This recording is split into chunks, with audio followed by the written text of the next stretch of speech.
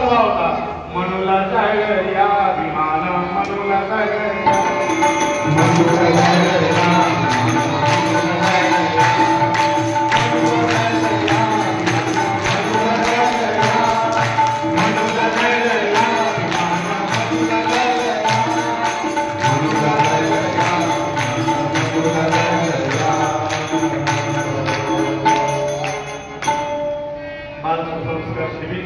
चालू रेल्वे या वर्षाचं पहिलं वर्ष आणि या पहिल्या वर्षानिमित्त सुंदर असं 10 दिवस शिबिर पार पडलं.